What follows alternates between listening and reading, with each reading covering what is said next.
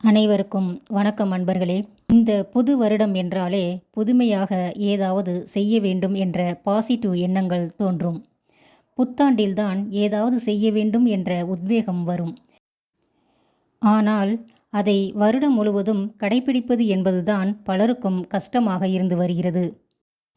பலமுறை முயற்சித்து பின்வாங்குகிறேன் என்று சொல்லுவார்கள். அப்படி இல்லாமல் இருக்கவே இந்த வீடியோ உங்களுக்கு மட்டுமானது அல்ல, எனக்குமானது.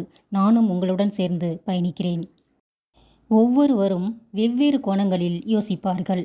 உடல் எடையை குறைக்க வேண்டும், தினமும் உடற்பயிற்சி செய்ய வேண்டும், உடலை கட்டுக்கோப்பாக வைத்திருக்க வேண்டும், புது வேலையில் சேர வேண்டும், வீடு கட்ட வேண்டும், கோபத்தை குறைக்க வேண்டும், கடனை அடைத்துவிட வேண்டும், மகிழ்ச்சியாக இருக்க வேண்டும், வாழ்க்கையில் மாற்றங்கள் வேண்டும். இப்படி எதையாவது யோசித்து கொண்டிருப்போம். அப்படி இருக்கும் காரணங்களை பாதை மாறாமல் எப்படி சரியாக முடிக்க வேண்டும் என்பதை பற்றி பார்க்கலாம் வாருங்கள்.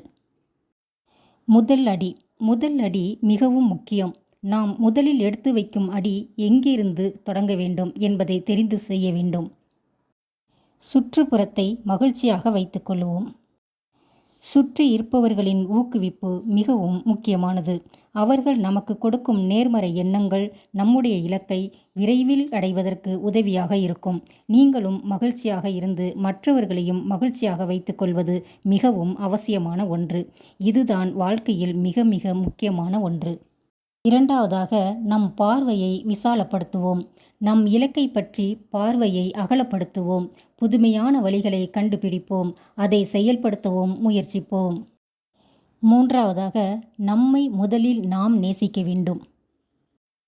நம்மை நாமே பார்த்து கொள்வது, நமக்கு ஏதேனும் பரிசு நாமே அளித்து கொள்வது, நம்மை பற்றிய பிடித்தமான விஷயத்தை நினைத்து பாசிட்டிவாக சிந்திப்பது, நமக்காக நேரம் ஒதுக்கிக் கொள்வது போன்ற செயல்கள் நமக்கு மகிழ்ச்சியை தரும்.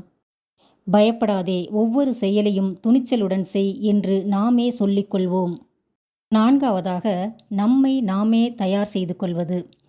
90% வெற்றி எப்போதுமே நாம் இலக்கை தயார்படுத்துவதில் இருக்கிறது. எதை நீக்க வேண்டும், எதை சேர்க்க வேண்டும் என்ற தெளிவு கண்டிப்பாக இருக்க வேண்டும். நானே உயிர்த்தெழுகிறேன், எனக்குள்ளே திறமை இருக்கிறது, நான் வெற்றி பெறுவேன் என்று நாமே நம்மை தயார் செய்து கொள்வோம். ஐந்தாவதாக, நம்பிக்கையை கைவிடாமல் இருப்போம். நம்மால் முடியாது என்று மனதில் இருக்கும் எண்ணத்தை நீக்கிவிட்டு முகத்தில் சிரிப்பை எப்போதும் விதைத்திருப்போம். இந்த சிரிப்பை முகத்தில் கொண்டு வருவது என்பது கடினம்தான் இந்த கலியுலகத்தில். இருந்தாலும் முயற்சிப்போம். நம் முயற்சியை மதிப்பீடு செய்வதற்கு ஏற்கனவே முயற்சி செய்து வெற்றி பெற்ற விஷயங்களை நினைவு கூறுவோம். அது நம்மை பல மடங்கு வெற்றிக்கு வழிவகுக்கும்.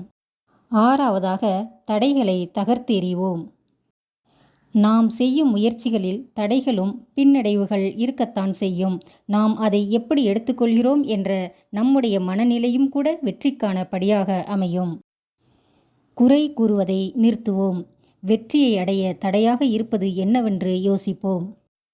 காரணங்கள் சொல்வதே வெற்றி அடைவதை தடுக்கும் தடைகள்.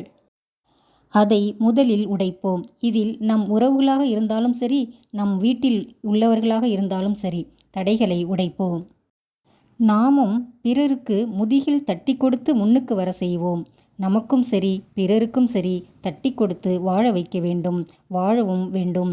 தலையில் தட்டி உட்கார வைப்பது வாழ்க்கை அல்ல. ஏழாவதாக, எடுத்த தீர்மானத்தில் உறுதியாக இருப்போம். உறுதி எடுத்து அதில் தீர்மானமாக இருக்கும்போது சில சறுக்கல்கள் வரத்தான் செய்யும்.